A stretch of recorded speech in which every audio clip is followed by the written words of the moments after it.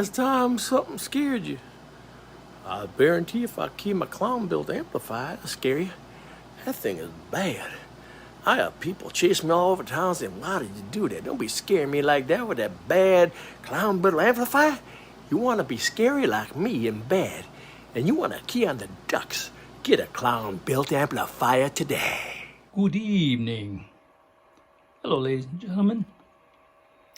You may recall I just built this straight six pill for a witch doctor not too long ago. Poor guy probably only had it a week. So this Clownbuilt is back for repair.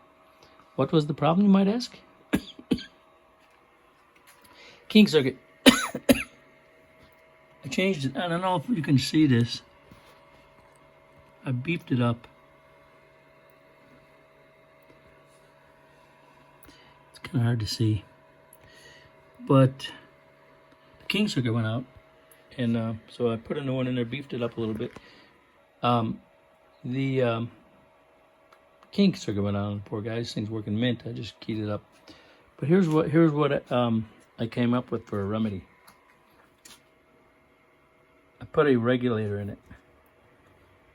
Okay.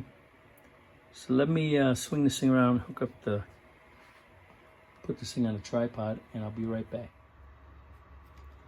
Okay, my friends.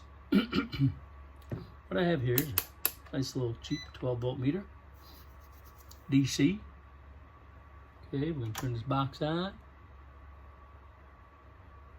Oh, just the power splice.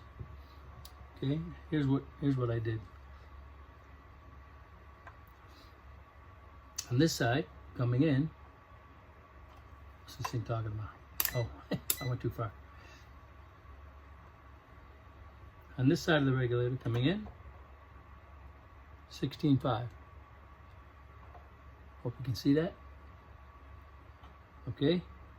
On this side coming out, 12.5. Okay.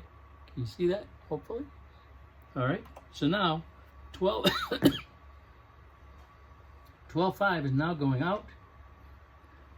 I don't know if you can see in here. Comes out, goes to the little switch. Okay, which now means this light is only getting 12.5. When I throw this on, this light's only getting 12.5, and only 12.5 going to the relay. So only 12.5 is going out here to the relay.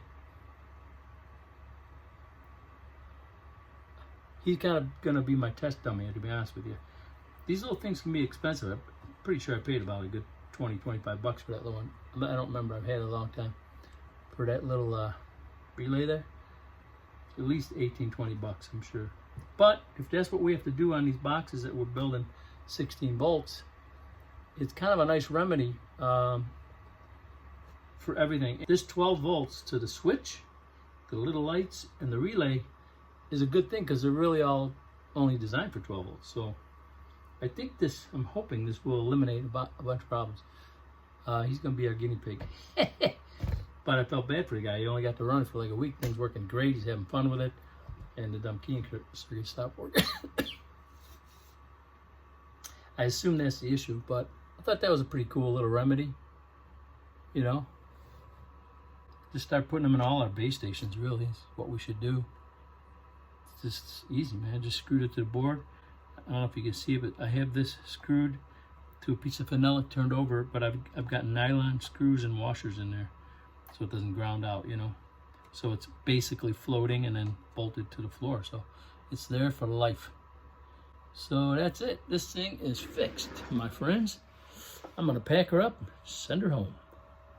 More than one way to skin a cat. You know, there's other ways you can deal with, you know, the 12-volt deal too. You can also run a separate power supply and run everything off of that, a small one, you know. You can put resistors in lines. There's more than one way to skin a cat, but I thought this was kind of cool. Could be kind of costly for builders, you know. Fortunately for me, I only do, what, 3-4 base stations a year maybe? I don't know. So I thought that was a pretty cool remedy. Just wanted to show you guys that, give you some ideas. Not for the builders, but, you know, novices and tinkerers like myself. Okay, I'll bump it on you later. I'm 10-7. I'm gone.